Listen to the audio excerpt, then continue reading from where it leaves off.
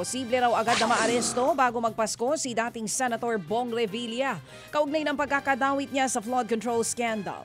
Ayon kay Ombudsman Boying Remulla, low-hanging fruit ang kaso at may sapat na ebidensya para agad ma-indict ang dating senador para sa posibleng kasong malversation at plunder. Malapit na raw makumpleto ang preliminary investigation ng Ombudsman sa kaso ni Bong Revilla. Pero wala pang pinal na petsa kung kailan nila formal na ihahain ang mga kaso sa korte. Bukod nga kay Revilla, kinumpirma rin ng Ombudsman na nagpapatuloy ang case build-up laban kay Senator Chis Escudero. Sa iba pang balita, humiling naman ng kopya ng sinasabing arrest warrant ng ICC ang abogado ni Senator Ronald Bato de la Rosa kay Ombudsman Boying Remulla. Matatanda ang si Remulla ang unang nagkumpirma na may warrant na raw na inilabas ang ICC laban kay Senator Bato. Meron daw siyang kopya nito pero hindi po pwedeng maisapubliko. Sa panayam po ng programang ito, sinabi ni Attorney Israelito Torion na mas mainam na bigyan sila ng kopya para agad na makaaksyon at makita ng Korte Suprema. Hindi naman daw alam ni Torion kung nasaan ngayon ang kanyang kliyente. Pero iginit niyang handa itong humarap sa ICC basta titiyakin ng gobyerno na susunod sila sa legal na proseso kung totoo ang sinasabing arrest warrant.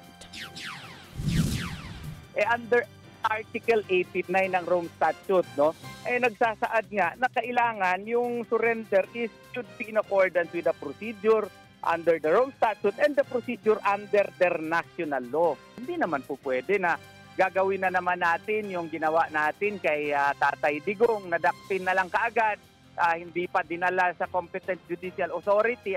Yan nga po ang tinig ni Attorney Israelito Torion, ang abogado ni Senator Ronald Bato de la Rosa. Sa iba pang balita, hindi naman daw lusot ang mga nasa likod ng paglilipat ng excess fund ng PhilHealth sa National Treasury kahit pinababalik na ito ng Korte Suprema. Ayon kay Attorney Nery Colmenares, kung desisyon ng Korte ang pagbabasihan, buhay pa ang criminal liability kaugnay ng kaso. Para kay Colmenares, pwedeng sampahan ng technical malversation o plunder ang mga sangkot sa paglilipat ng excess fund ng PhilHealth. Pwede raw itong dalhin at isampa sa Ombudsman para mapanagot ang lahat ng sangkot sa pagkuha ng pondo ng PhilHealth. Criminal proceedings. Ang Korte Suprema kasi certiorari yung final naming lahat. So yung sinabi doon sa petisyon nila Justice Carpio ng Isang Bayan ay hindi ito ang proper remedy. So pwede pa ba nila or namin or sino man sa atin ay mag-file sa mga korte? Pwede pa. Pwede pa. Wala namang sinabi ang korte na hindi yan technical malversation. Ang sabi niya lang, maghanap kayo ng ibang remedy, wag dito. So buhay yun. Yan nga po ang tinig ni Attorney Nery Colmenares. Mga kapatid, brothers and sisters, saan ka pa? Dito na tayo sa totoo.